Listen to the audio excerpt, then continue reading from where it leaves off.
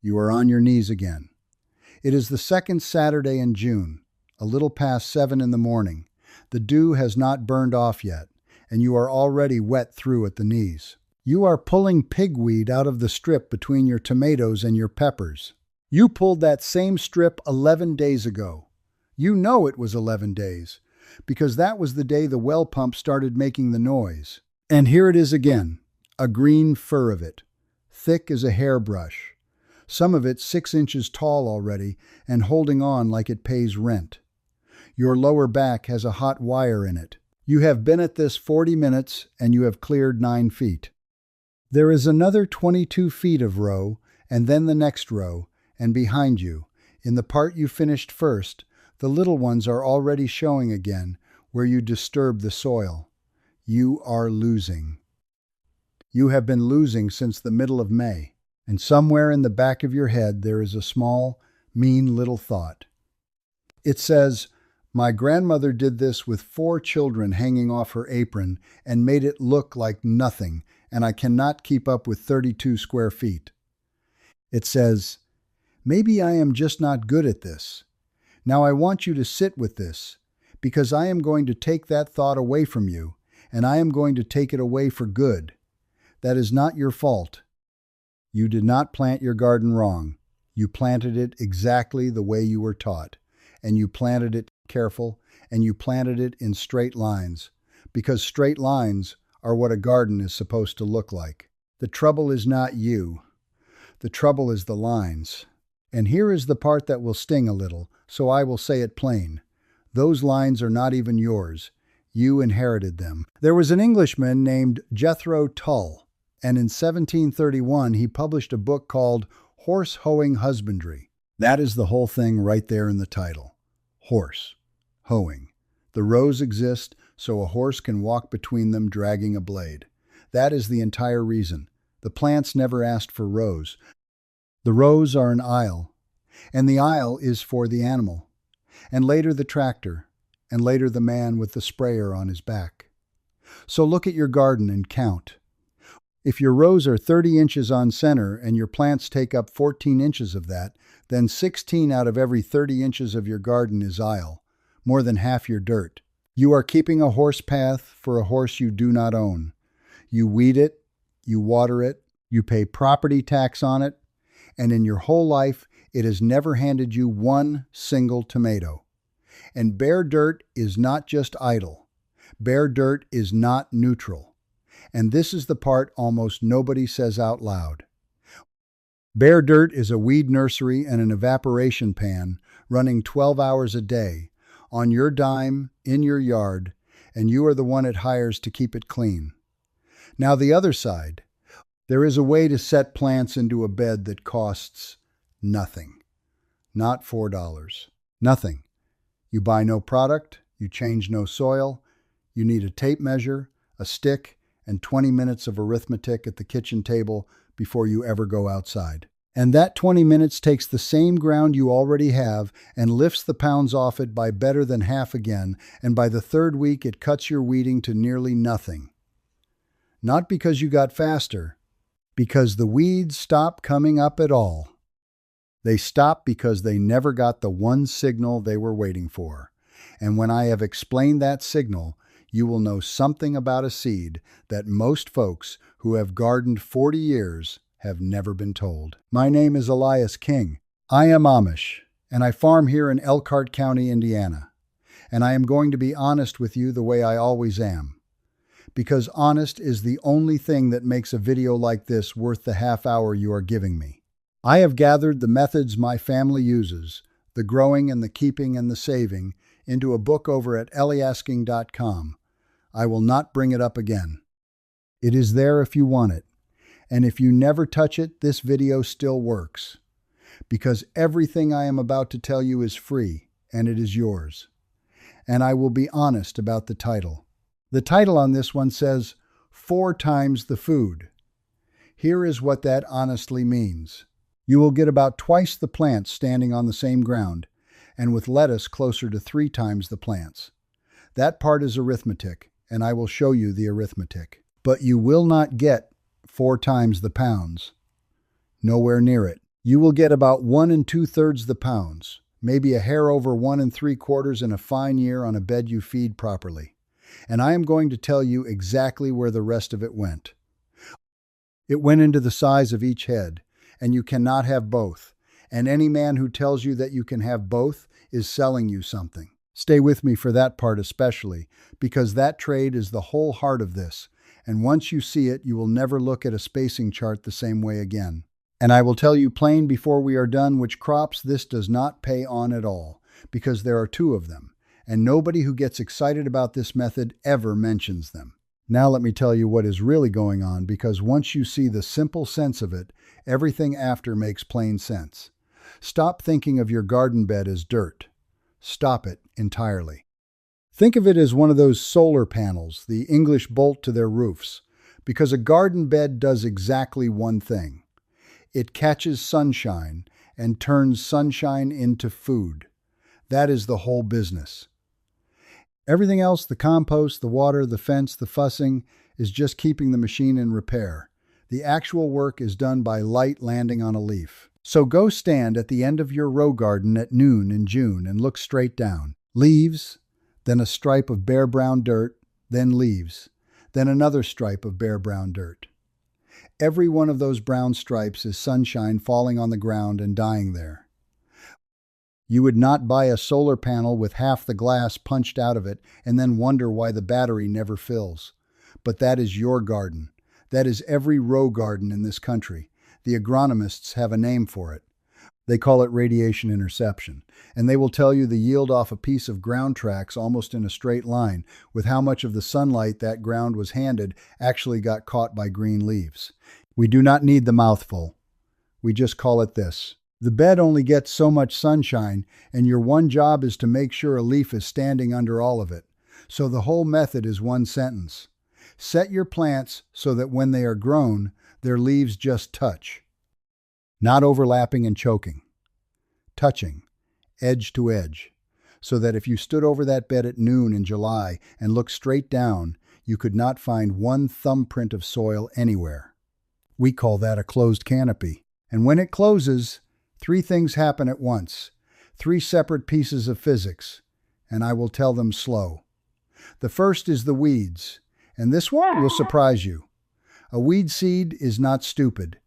Pigweed, lamb's quarter, purslane, those seeds sit in your soil by the tens of thousands, and some have been down there 40 years waiting.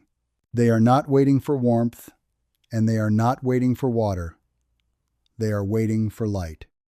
But here is the trick of it, and this is the part almost nobody has ever been told. That seed does not just measure whether there is light. It measures what color the light is.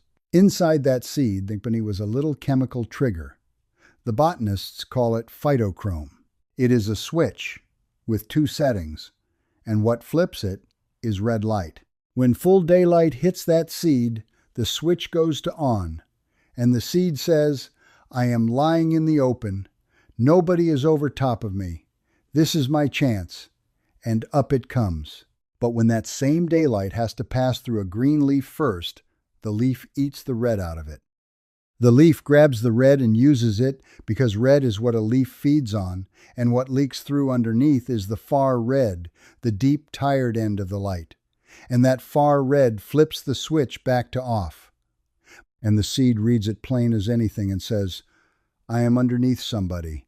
There is a leaf over me.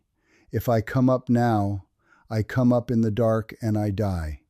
And it does not come up. It goes back to sleep and waits another year. Do you understand what I have just told you? A closed canopy is not a weed killer. It is better than a weed killer. It is a message. It is a bed telling the weed seeds, in a language they have understood since before there were people, that this ground is spoken for. You are not fighting the weeds. You are convincing them not to enlist. And no man with a sprayer on his back has any way to sell you that, because all it requires is that you set your plants closer together, and there is no invoice for that. The second thing is the water, and here I have to be careful with you, because there is a lie told about this constantly, and I will not be the one to repeat it. You have heard that shading your soil saves water. Yes and no. Water leaves your garden by 2 doors. Door 1 is evaporation. Water rising straight off bare mud. That water did nothing. It never carried 1 grain of calcium into 1 leaf. It was spilled. Door 2 is transpiration. Water pulled up through the plant and breathed out under the leaf. That water worked. It hauled the nitrogen and the potash out of the ground and into the plant, and on the way out it cooled the leaf so the leaf could keep working through the heat of the day. A closed canopy does not shut the water off. It moves it from door 1 to door 2. It takes water that was being spilled and puts it to work. So do not let anybody tell you an intensive bed uses less water per square foot than a row bed. It does not. Got fine does not. It uses about the same, and in a hot August it drinks a little more, because there is more leaf up there breathing. What it uses less of, and this is the number that matters, is water per pound of food. Same barrel, half again the lettuce. That is the honest claim, and I will stand behind it anywhere. And the third is the roots. In a row bed, your cabbage roots run sideways under that horse aisle hunting a meal, and they find dirt you never fed and never watered, because who would feed a path? In a closed bed, the whole thing is root, corner to corner, holding together like the felt in a good hat. Nothing washes, nothing crusts, nothing blows.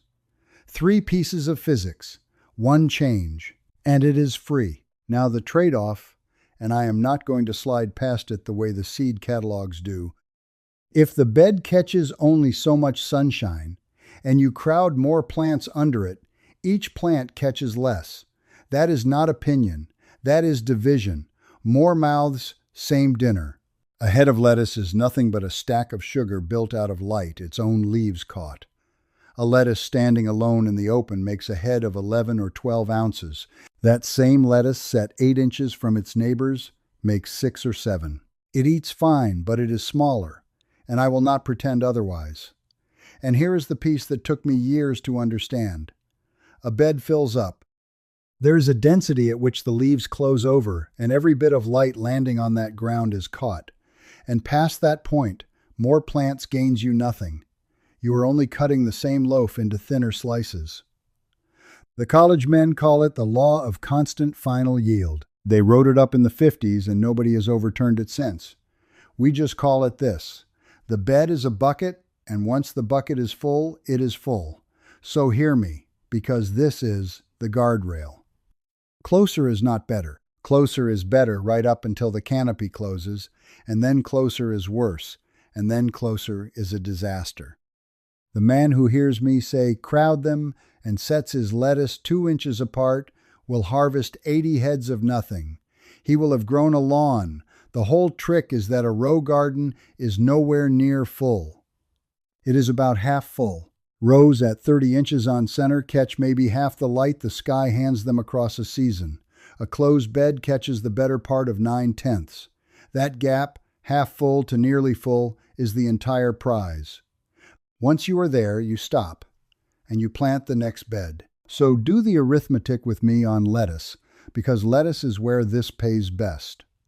Take a patch 8 feet by 8, 64 square feet. That is the strip along a fence. That is what most folks watching me have. Grow it the way the packet says. Heads a foot apart, rows 18 inches on center. 1.5 feet of ground per head, so 42 heads, and at 11.5 ounces apiece, about 30 pounds. And you weeded all 64 square feet all summer on your knees. Now close the canopy. 4-foot bed, an 18-inch walk beside it, plants at 8 inches. Even after I give that walk its ground and count it honest against myself, you are at about half a square foot per head. 120 heads at 6.5 ounces apiece, a bit under 49 pounds. 30 pounds against 49. 1 61/100th times. That is your honest number, and I would rather hand you 61% that is true than 400% that is a lie. And the 61% is not even the good part. The good part is that the 49 pounds came off a bed you weeded hard for 3 weeks and then hardly touched again. Now the honest other side. There are two crops this does not pay on, and I have never heard a soul selling this method say so. Cabbage and broccoli. Any crop where the point is one big head. Set them tight, and you get more heads, smaller, and on the scale it comes out about even. A wash. I grow mine close for the weeding, and because a 2-pound cabbage fits my crock better than a 4-pound one. Not because it makes more food, it does not. And tomatoes. Tomatoes are worse than a wash. A tomato needs the fruit lit, not just the leaves, and it needs air moving through it, and a crowded tomato bed in a wet August goes down with spotted leaves from the bottom up. Give a tomato its 2 feet. I am arguing against myself here, and that is exactly why you can believe me on the rest. Here is the parts list. Total cost, nothing. A tape measure, which you own. A stick the length of your forearm, sharpened at one end. 12 foot of baler twine. A rake. That is the list. There are no boards. You rake the bed up 8 or 9 inches proud, walk the edges firm, and it is done. A bed does not need a frame. A frame is a thing that got sold to you. If your knees are through with kneeling, 4 untreated hemlock boards run about $55 with screws and rot out in 7 to 9 years. More about treated boards at the safety word. And the seed, 1 packet of lettuce, $3.29, holds 800 to 1,000 seeds.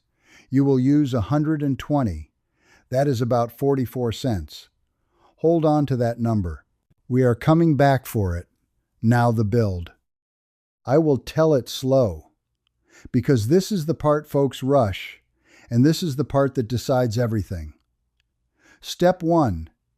At the kitchen table, before you touch a shovel, find the mature width of the plant, not the seedling, not the picture on the packet, the grown plant, on the day you would pull it. Head lettuce, 8 inches. Bush beans, 6. Spinach, 6. Beets, 4. Onions, 4. Carrots, 3. Kale, 12. Broccoli, 15. Cabbage, 16. That width is your spacing. You are setting them so the grown leaves shake hands and stop. Step 2. And this is free money. Almost nobody in this country has been handed. Do not plant in a square grid.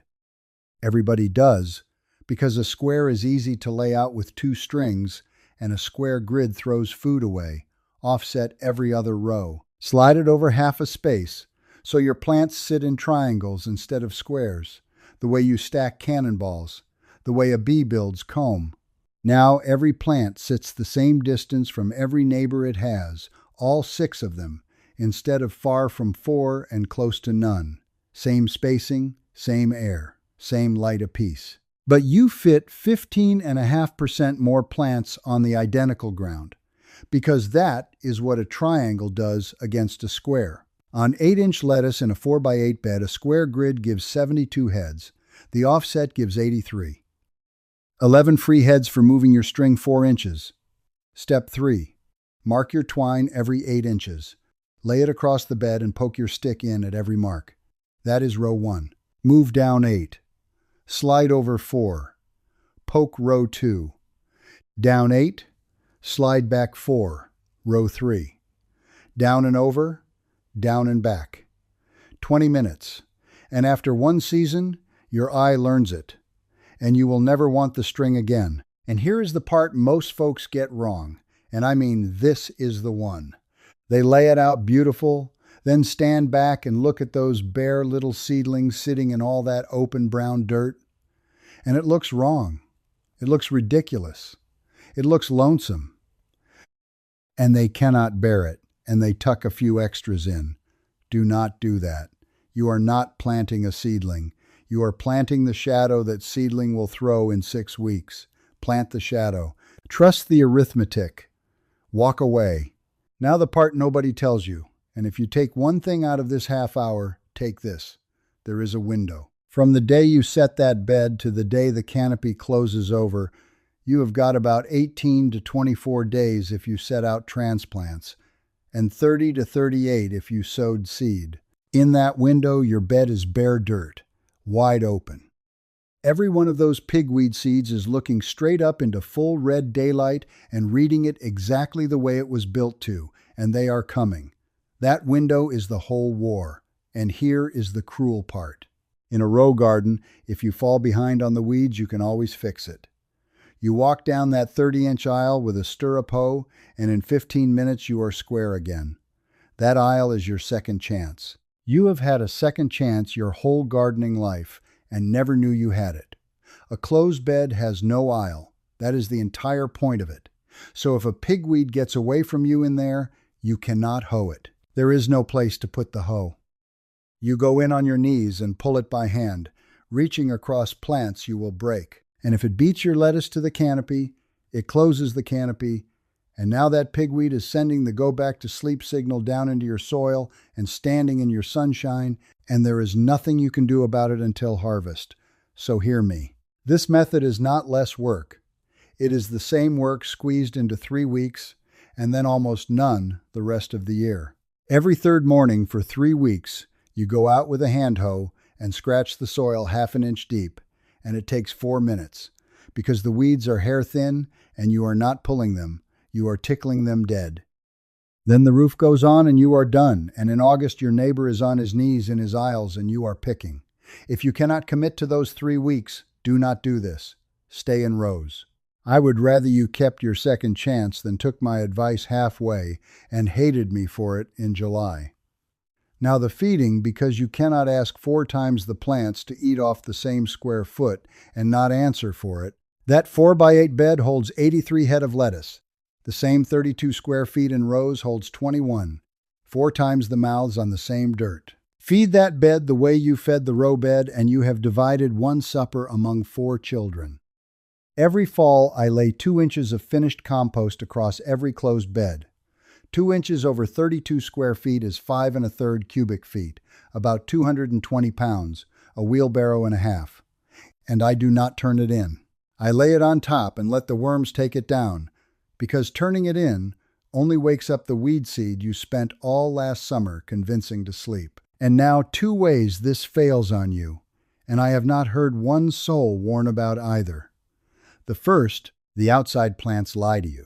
The ring around the perimeter gets light from the side all day, and those run 20 to 30% bigger than the ones in the middle.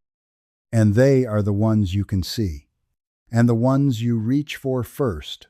So you stand there in June looking at your fat edge lettuce, feeling like a genius, while the middle of that bed quietly disappoints. Do this once, your first season. Weigh 10 heads off the outside ring and 10 out of the dead middle, separate, and write both numbers down. That is your real bed, not the edge. The second, when you close a canopy, you have built a still, damp room down at the soil line, and if you water in the evening, that room stays wet and unmoving for 9, 10, 11 hours in the dark, and that is precisely what a fungal spore is waiting for. So water at the soil, never over the top, and water in the morning. And here is how you will know, and this tells you a great deal. If the sickness starts in the middle of the bed and works its way out to the edges, that is air. That is you. If it starts at the edges and works in, that is something that walked in from your yard. Middle out is your fault. Edge in is not. Most folks never once think to ask which direction it came from. Before I go on to who has been making money off you keeping those aisles, let me pause a moment. If you want to lower your bills and waste less and repair more and stretch your groceries and run a steadier home, come join our Amish home savings system and community. You can ask my wife and me questions whenever you get stuck, and there is no shame in getting stuck. The link is under this video. Now the safety word plainly, because this matters, and because the first of these can make your family sick. Manure. Somebody is going to hear me say, feed the bed, and go get a load of fresh manure from the horse fellow down the road, and spread it in April and plant lettuce in it. Do not do that. Raw manure carries organisms that will put a child in the hospital. And the rule is not mine, it is the USDA's, and it is 120 days. 120 days between raw manure going on that ground and you harvesting any crop whose eating part touches the soil. 90 days if it does not touch. Now look at what we just built. In a closed bed, everything touches. Your lettuce lies on that dirt. Your spinach lies on that dirt. So for a bed like this, 120 days is the rule for the whole bed.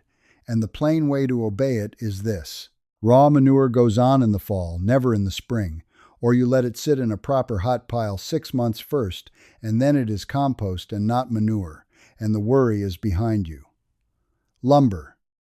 If you use boards, use plain, untreated boards and let them rot. The modern treated lumber is copper-based, and the copper mostly stays close to the wood, and I will not call it poison, because I do not believe that is honest. But never use lumber cut before about 2004, because that is the old arsenic-treated stuff. And never use railroad ties, because creosote comes up into your food and has no business near a garden. And your back. That is 220 pounds of compost per bed. Split it across 2 mornings, keep the barrel light, lift with your legs. I am 51, and I will tell you honestly, the man who hurries a wheelbarrow in October does not garden in November. Now the hardest thing in this video, and it is the reason I made it at all. You have heard it said by people with nicer cameras than mine that you can grow a year of food for your family in a space no bigger than your living room. I want to take that apart with numbers, because it is not true. And being lied to gently is still being lied to. Take the very best case, not lettuce. Potatoes, which is the most food a small bed will ever hand you. A closed 4x8 bed of potatoes, done right, in a fair year, gives 40 to 60 pounds. Call it 50. A pound of potatoes carries about 349 calories. So that whole bed, everything that came out of it, is about 17,400 calories. A family of 4 eats about 8,000 calories a day. So that entire bed, all your work, all your spring, is 2 1/5 days of food. 2 days. And that was your best crop. And the lettuce we spent all this time on, 49 pounds of lettuce is about 3,300 calories. That is not half a day for that family. That gorgeous 83-head miracle of geometry will feed your people from breakfast to supper one time, and then it is gone. To actually eat for a year off potatoes alone, you would need 167 of these beds. 5,300 square feet, about 1/8 of an acre, and every one of you would have scurvy by March. And your living room. 16 by 20 is 320 square feet. That is 10 beds. That is 22 days. 22 days, not a year. So here is what this does, plainly. It does not make you food independent. It will not carry you through a hard winter, and it will not save you if the trucks stop. And any man who tells you 32 square feet is food security has never weighed anything in his life. What it does is 2 things, and both are worth your time. The first is that it is the difference between buying a thing and not buying it. 44 cents of seed against 49 pounds of lettuce, and bagged lettuce runs $2.49 a pound around here. That is $122 off one bed for 44 cents. Do it 5 years, and it is $610 against $2.20 of seed. And I will hedge that honestly too, because you will not eat 49 pounds of lettuce. You will eat half and hand the rest over the fence, and that is not a loss. That is the best part of it. The second is the one that matters. It is a skill in your hands. The bed is not the point. The bed is where you learn it. And a man who has learned to close a canopy on 32 square feet knows exactly what to do with 3,000. On the day he has 3,000, you are not growing groceries out there. You are growing the knowing. Now, who profits? Go get one of your seed packets and turn it over and read the spacing. Rows 18 inches apart, rows 24, rows 30. Now ask a question nobody asks. Where did that number come from? It came off a market grower's chart, and that chart came off the wheelbase of a tractor. That number is not about your lettuce. It has never once been about your lettuce. It is the width of a machine printed on the back of that packet and handed to you every spring of your life, and you have built your whole garden around the axle width of a piece of equipment in a field in California that you will never see. And the number is not even a lie. That is the thing of it. It is an honest answer to a question you never asked. It answers how far apart for a machine. You do not own a machine. And nobody ever thought to print the other number, because who would pay to print it? And look what happens if you do close the canopy and you buy your plants.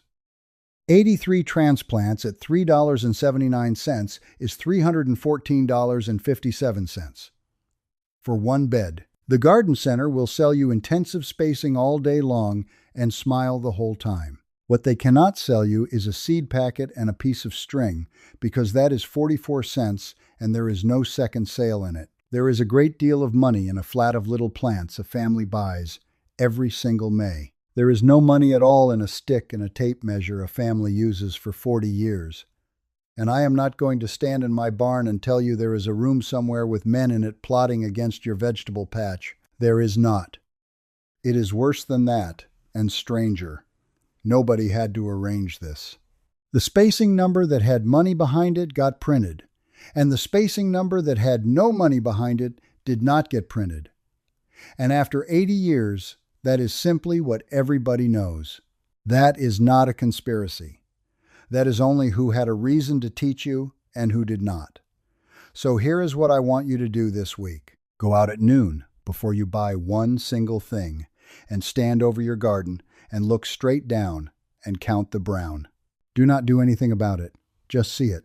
Once you see it, you cannot unsee it, and the rest takes care of itself. Then pick one bed, 4 foot by 8. Not the whole garden, because if you take the whole garden, you will lose the 3-week war and you will blame me. Sit at the kitchen table with a pencil and write down the grown width of one crop you actually eat. Mark your twine. Offset every other row by half a space, and plant the shadow, not the seedling. Then put a mark on the calendar 21 days out and write on it, 4 minutes every third morning. That is your war. Win those 3 weeks and the year is yours. And your first season, weigh 10 heads off the outside ring and 10 out of the middle, separate, and write both numbers down. That is you learning your own ground, and no video can hand you that. Then come back and tell me what you saw, and tell me what county you live in, and how big your plot is, and give it to me honest, in feet, not in acres, because I want to know what you are really working with. I read every single one. And if your grandmother had a way of setting a bed she never wrote down, put it below, because those little family methods are exactly the kind of inherited knowledge that disappears the moment nobody writes them down. And the comments under this video are how we save them. Next time, I am going to show you how my people keep a winter of potatoes in a hole in the ground with no electricity and no cellar, because you have just learned to grow the thing, and keeping it is the natural next step after today. The Lord bless you and keep you, and I will see you next time, if we are spared and willing.